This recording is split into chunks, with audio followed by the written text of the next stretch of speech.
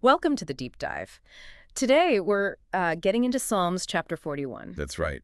A really powerful piece. Our goal is to sort of unpack what it's saying about, well, tough times, human connections, the good and bad, and, where hope fits and all that. Yeah, there's a lot layered in there. Let's start right at the beginning. It kicks off with this idea about compassion, doesn't it?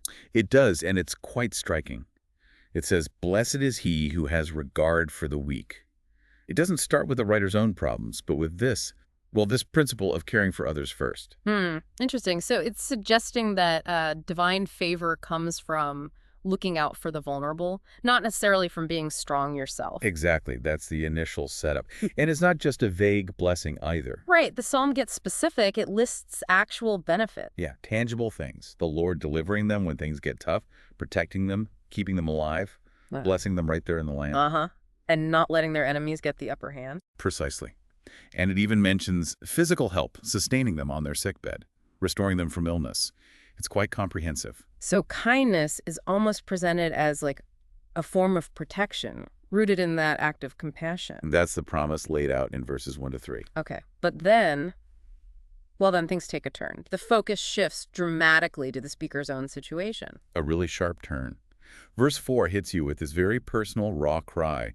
"O Lord, have mercy on me. Heal me, for I have sinned against you." Wow. So right after talking about blessings for the compassionate, we get this immediate sense of personal brokenness and, importantly, acknowledging sin. Yes, the confession is right there.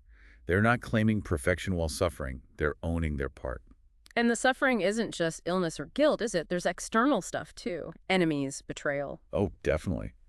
The psalm describes some pretty intense malice. People openly wishing for the speaker to die, for their name to just disappear. That's harsh. And it gets worse. It talks about visitors who come, but they're just putting on a show. They speak lies, gather gossip. And then spread it as soon as they leave. That sounds horribly familiar even today. Weaponized gossip, like you said. Exactly. And they're whispering, imagining the worst outcomes, even inventing details like a vile disease and deciding the speaker won't recover. It's cruel. Like they're looking for reasons to justify abandoning someone who's down. It taps into that dark human tendency, unfortunately. But the real gut punch, I think, is the betrayal. It's not just enemies, it's someone close. Ah, yes, that's verse man. A close friend whom I trusted, he who shared my bread.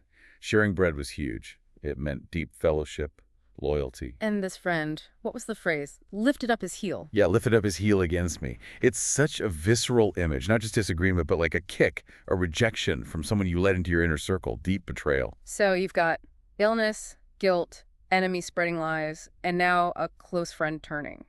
That's an incredible burden. It really is. Just layers of pain. Yet somehow the psalm doesn't end there, in despair. There's another shift, back towards God. Right. The plea changes again. It's still for mercy. "O Lord, be gracious to me." But then adds, "Raise me up, that I may repay them." Repay them, that sounds intense. Is it revenge? Well, it's debated. It could mean setting things right, vindication, justice being seen. It's definitely not passive acceptance. There's a strong desire for the situation to be rectified.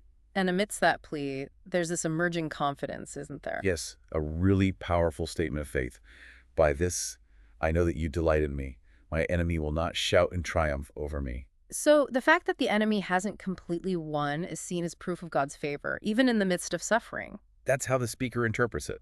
It's about God's character, not just the circumstances. And then the affirmation. "But you have upheld me because of my integrity and set me in your presence forever." Clinging to integrity and God's presence despite everything. Exactly. It's a profound claim of trust. And the whole chapter wraps up with this burst of praise, right? "Blessed be the Lord, the God of Israel, from everlasting to everlasting. Amen and amen." It kind of zooms out, placing this deeply personal struggle into the grand, eternal perspective of God's faithfulness. So thinking about this psalm for you, listening, it really throws these timeless issues right in your face, doesn't it? Yeah. Doing good doesn't mean life will be easy. Betrayal from friends hurts in a unique way. And how do you find hope when things feel like they're falling apart?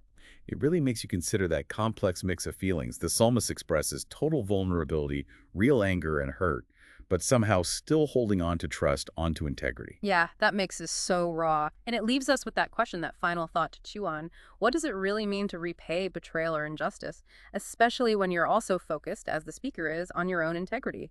How do those two things, seeking justice and maintaining integrity, fit together on the path to peace? Something for you to ponder.